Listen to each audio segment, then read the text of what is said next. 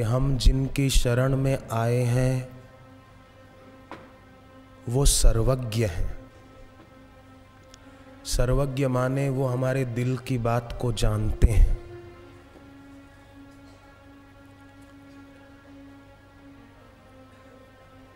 परंतु उसका मतलब ये भी नहीं समझना कि गुरुजी कभी कोई बात पूछे और हम बोले गुरुजी आप तो सब जानते हैं, आप तो सब जानते हैं। नहीं, शिव जी सती को कहते हैं कि लीनी परीक्षा कवन विधि कहु सत्य सब बात। तुमने परीक्षा कैसे ली, सब मुझे सच सच बताओ।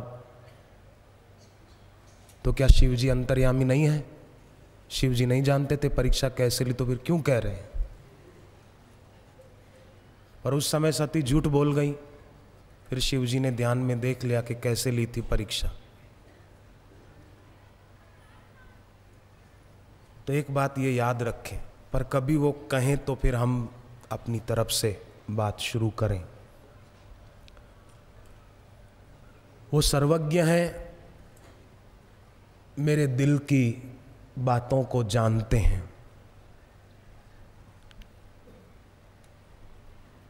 मुझे क्या कष्ट है ये भी उनसे छुपा नहीं है, एक बात। दूसरी बात, सच्चा भक्त ये भी याद रखता है और जानता है कि हम जिनकी शरण में आए हैं वे अनंत कृपा के सागर हैं। तीसरी बात, सच्चा भक्त जानता है कि हम जिनकी शरण में आए हैं वो समर्थ हैं, सर्व समर्थ।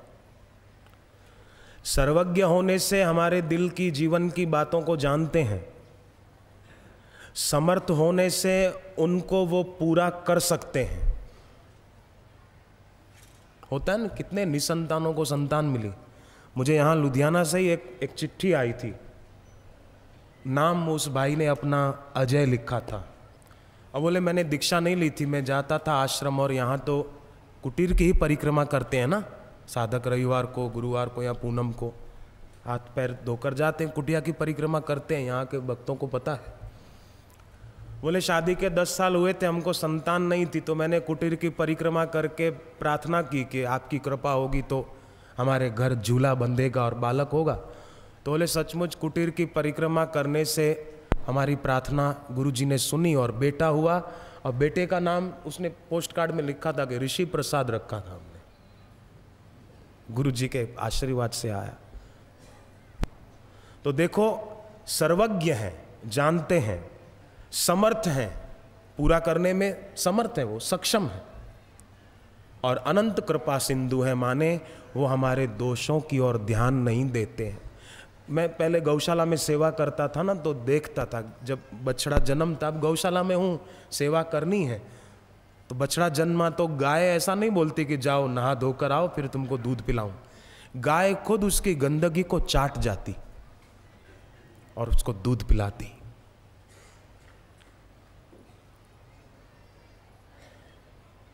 भागवत में गुरु के लिए शब्द आया है, साधवो दीन वत्सलाह।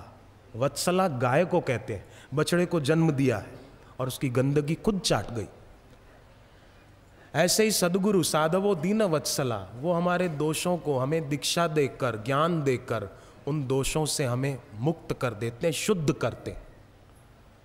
हमें इस ढंग से बात समझाते हैं कि वो दोष छूट जाए, ऐसी युक्ति प्रयुक्ति बताते हैं। तो सर्वज्ञ हैं, समर्थ हैं और अनंत कृपा के सागर हैं, ये याद रखना। और किसी के जीवन में कोई कष्ट हो तो चिंता मत करना, सुबह थोड़ा जल्दी उठने की आदत डालना, जल्दी उठकर पूजा के स्थान पर बैठ जाना। देखो, गीता में विषाद को भी योग कहा है। हम जीवन में आने वाले दुख में भी साधना को बढ़ा सकते हैं।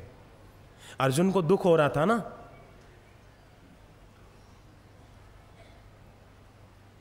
भगवान के आगे अपनी बात रख दी तो विषाद भी योग हो गया। अर्जुन ने भगवान को विषाद दिया और भगवान ने अर्जुन को प्रसाद दिया। प्रसादे सर्व दुखानां हानि रस्योपजायते।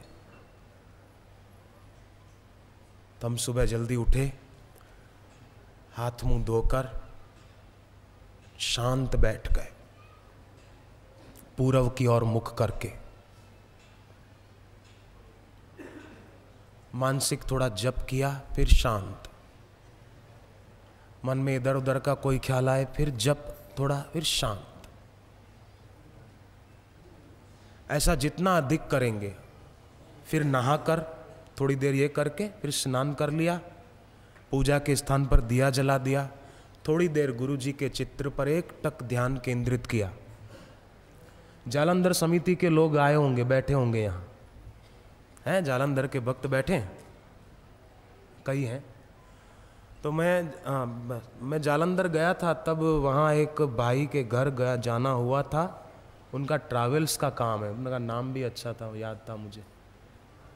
तो उनके घर गया तो उन्होंने बताया एक कमरा, उसमें बापूजी के 3-4 चित्र पड़े थे बस, और कोई चित्र नहीं था।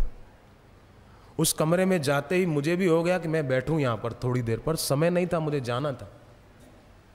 बोले यहाँ केवल हम जप करते हैं, ध्यान करते हैं, त्राटक करते हैं।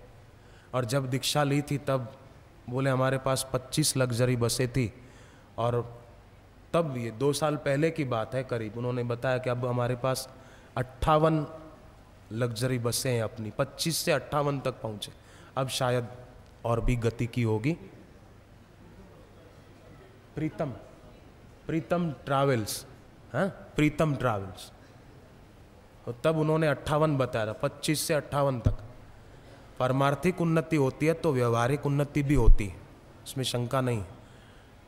तो सुबह दीप जला दिया, त्राटक का प्रयोग किया। त्राटक के बाद अंतर त्राटक, बाहर जिस गुरु के स्वरूप को हम एकटक देख रहे थे, आंख से आंसू आ गए तो आंख बंद करके फिर बंद आंख से देखें तो वो स्वरूप और गहरा उतरेगा और गुरु से मानसिक संबंध जुड़ेगा। फिर अपना जप शुरू करें, उसके बाद पाठ आदि ये सब करें। कई लोग तो सुबह नहाते ही आसन बिछाया और सीधा पाठ शुरू कर ही देते हैं, और पाठ भी करते हैं तो ऐसा जैसे कोई बंदूक लेके पीछे पड़ा है। गुरु चरणत शीश धरी हृदय रूप विचार श्री आशा रामायण को वेदांत को सार। धीरे धीरे भाई साहब, धीरे। कई बार तो कईयों को नाश्ते की जल्दी होती है, तब भी नियम में थोड़ी स्पीड आ जाती है, जल्दी जल्दी जल्दी जल्दी जल्दी। शांति से करें। चपल दोष एक बताया शास्त्र में, उससे बचो। कुलारणव तंत्र में ये सब बातें आती हैं। चपल दोष माने मंत्र के अर्थ का क्षणिक ध्यान हुआ पर फिर मंत्र की विस्मृति हो गई, फिर दूसरी जगह मन चला गया। निर्वीर्य दोष, बिना अर्थ जाने, बिना मंत्र के रहस्य में प्रवेश किए माला घुमाते हैं। तो इन सब से बचकर जब जप करते हैं तो उस जप में बड़ी बरकत आ जाती है और साधक बहुत बहुत व्यवहारिक परमार्थिक उन्नति करते हैं।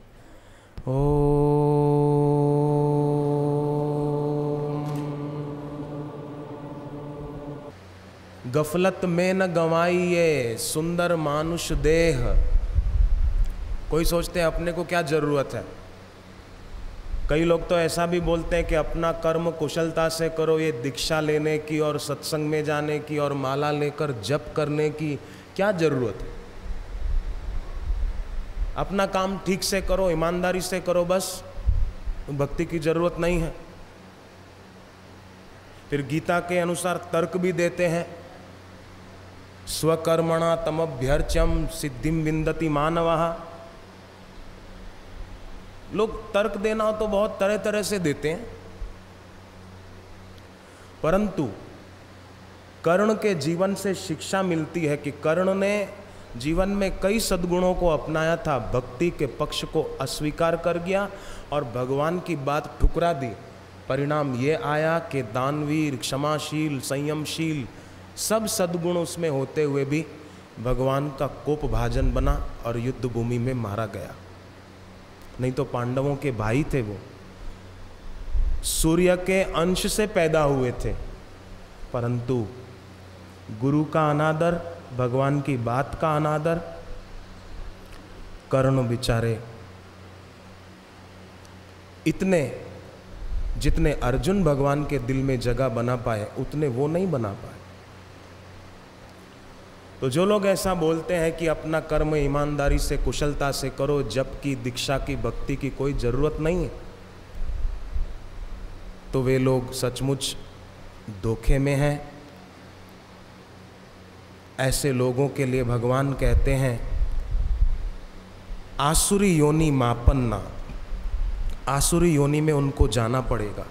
इसलिए गफलत में न गवाइए, गफलत में न गवाइए, मानुष देह महान, मानुष देह महान। कहे संत तुम जाग के, कहे संत तुम जाग के, भज लो श्री भगवान, भज लो श्री भगवान।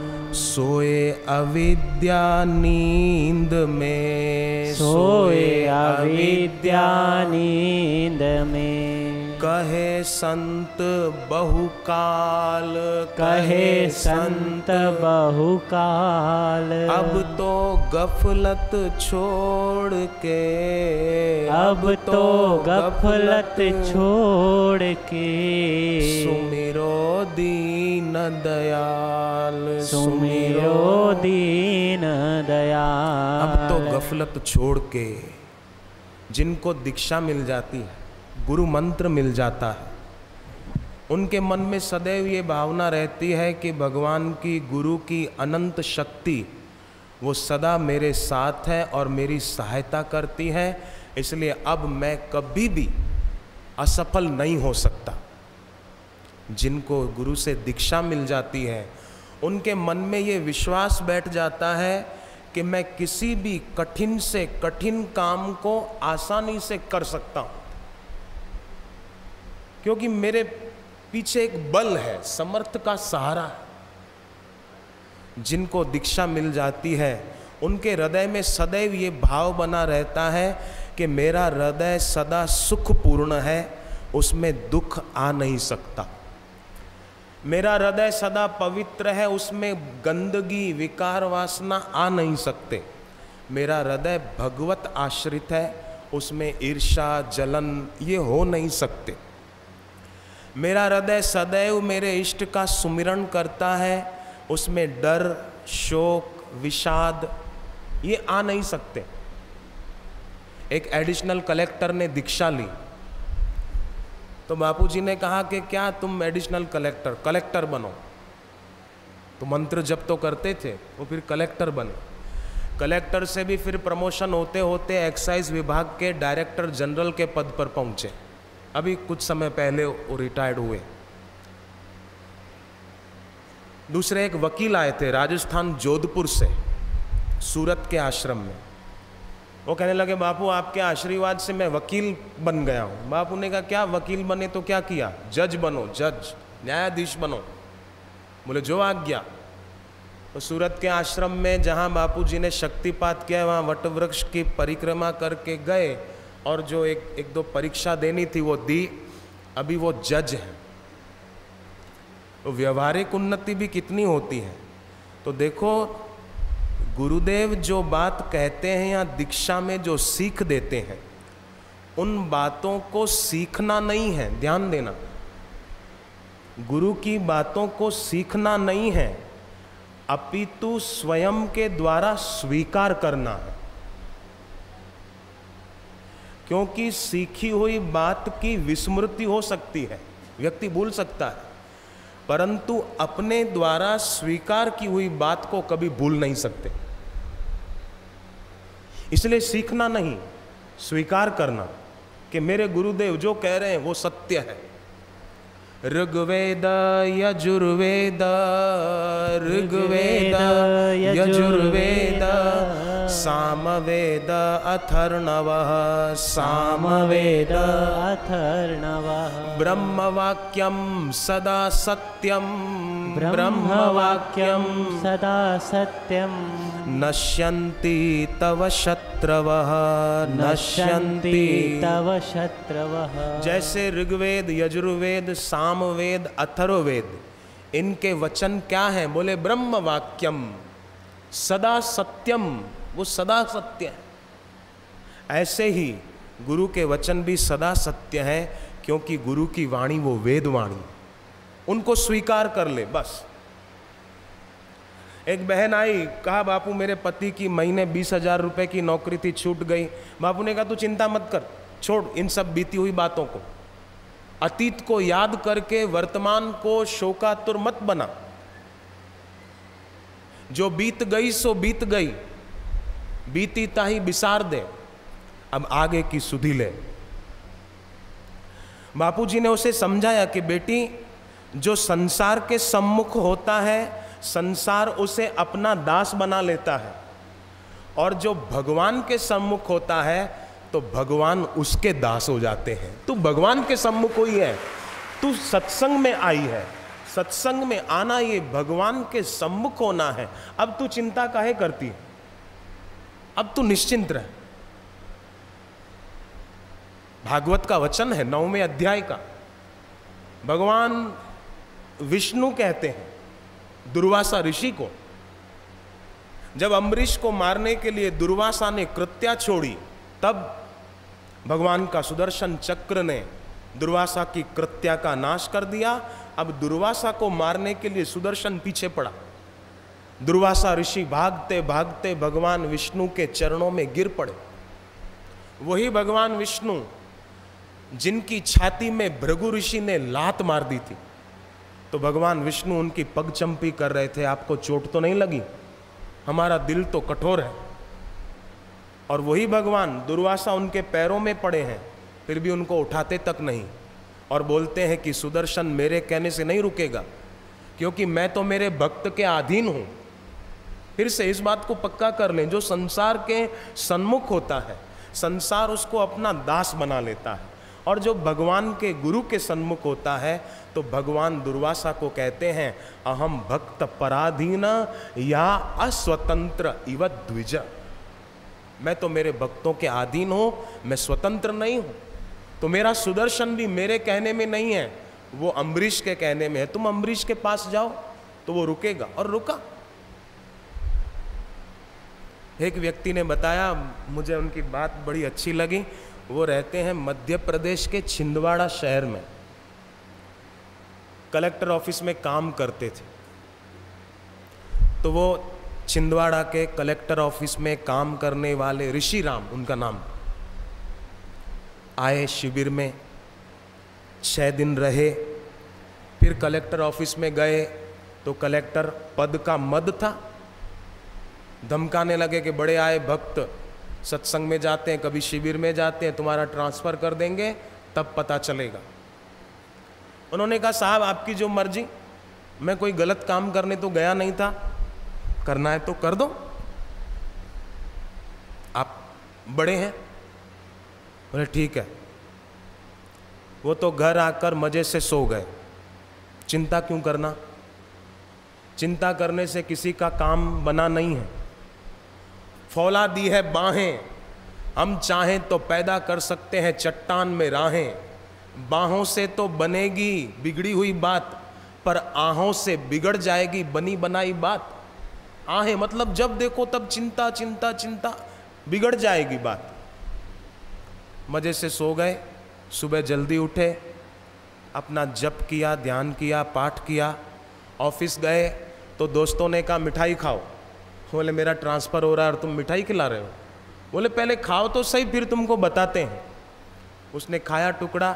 मित्रों ने कहा कि कल रात को भोपाल से फैक्स आया था और उसमें ये लिखा था कि कलेक्टर साहब का ही ट्रांसफ़र हो गया है, तुम्हारा ट्रांसफ़र ऑर्डर कैंसल, तुमको यहीं रहना है, तुम चिंता मत करो। बोले मैं तो पहले भी नहीं करता था, अभी भी नहीं करता हूँ। जैसे घर में पारस होते हुए भी कोई व्यक्ति बाहर जाकर भीख मांगे तो वो व्यक्ति बड़ा ना समझ है, ऐसे ही भीतर परमात्मा आत्मा होते हुए भी बाहर लोगों से सहारा मांगे कि मुझे तुम सहारा दो, मेरा कुछ भला करो, मुझे कुछ दो, तो वो आदमी बड़ा ना समझ है। बैंक में पैसे खूब पड़े हैं, बोलता है मेरे पास कुछ है ही नहीं, मेरे पास कुछ है ही नहीं। ऐसे अपने पास है पर बोलते है ही नहीं।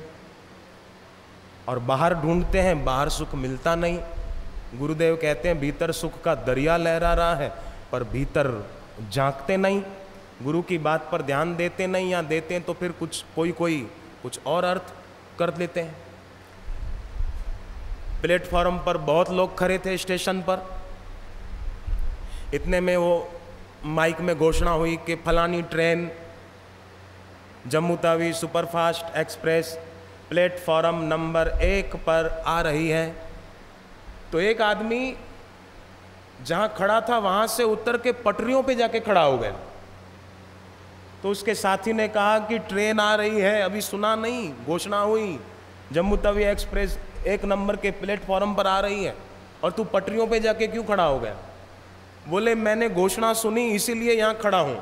घोषणा में उन्होंने कहा कि ट्रेन प्लेटफॉर्म नंबर 1 पर आ रही है, वो प्लेटफॉर्म पे आएगी ना, यहाँ थोड़ी आएगी। अरे पटरियों पे आएगी देवता, प्लेटफॉर्म पे ऊपर थोड़ी आएगी। पर बोले वो तो प्लेटफॉर्म पे आएगी, मैं नीचे खड़ा हो जाता हूँ। तो ऐसे भी कई लोग होते हैं, कहा जाता है कुछ और समझ लेते हैं कुछ। पति ने कहा पत्नी को कि तू मायके चली जाती है तो मुझे तेरी बहुत याद आती है, तू कम से कम एक चिट्ठी तो लिख दिया करना। बोले ठीक है, पर मैं ज़्यादा पढ़ी लिखी नहीं हूँ, संबोधन में क्या लिखूँ? बोले ऊपर लिखना संबोधन में, प्राणों से प्यारे श्री फलाना फलाना, फिर तुझे जो लिखना हो लिखना, और आखिरी में लिखना तुम्हारे चरणों की दासी। फिर तो आएगा ना लिखना। बोले हाँ।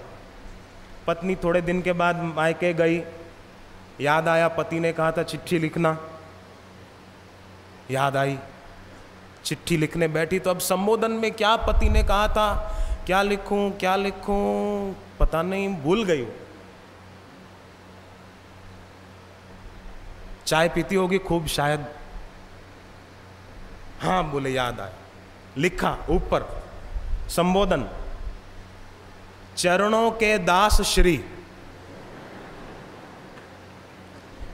फिर जो लिखना था लिखा, और आखिरी में लिखा तुम्हारे प्राणों की प्यासी।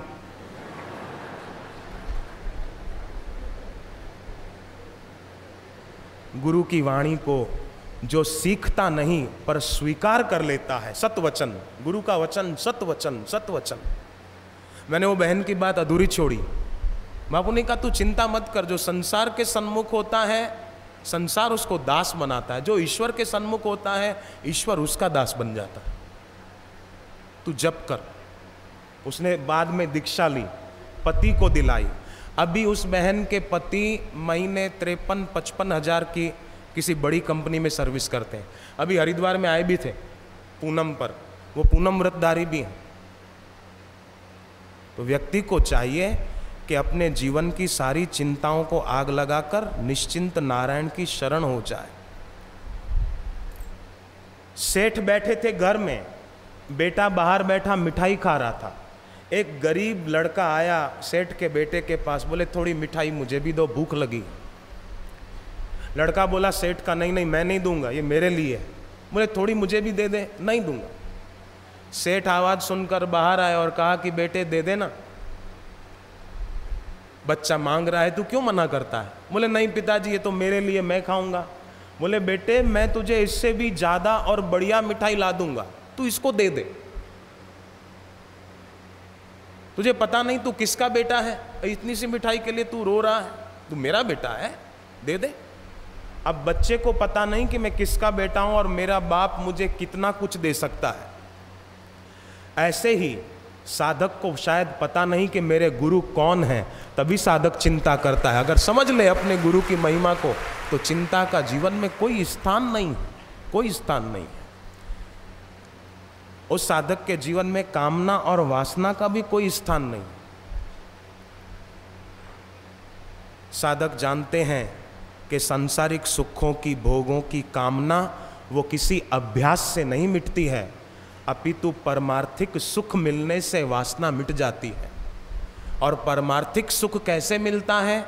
गुरु दीक्षा में जो गुरु मंत्र मिल जाए, उस मंत्र को जपने से परमार्थिक सुख मिलता है, और परमार्थिक सुख मिलता है तो संसार के भोगों की कामना वो मिट जाती है, उसकी निवृत्ति हो जाती है।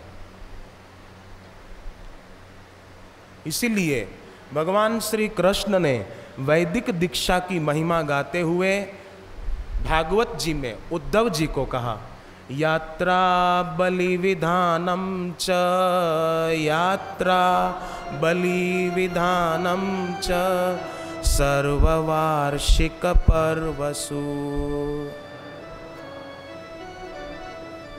वैदिकी तांत्रिकी दीक्षा, वैदिकी तांत्रिकी दीक्षा, मदीय व्रत धारणम, मदीय व्रत धारणम। भगवान ने कहा मेरी प्राप्ति के लिए अपने जीवन में कोई व्रत धारण करो और वैदिक दीक्षा लो। स्कंद पुराण में लिखा है जिसके जीवन में वैदिक दीक्षा नहीं है वो नर रूप में पशु है। ते नरहा पशवो लोके, नीति शास्त्रों में लिखा है,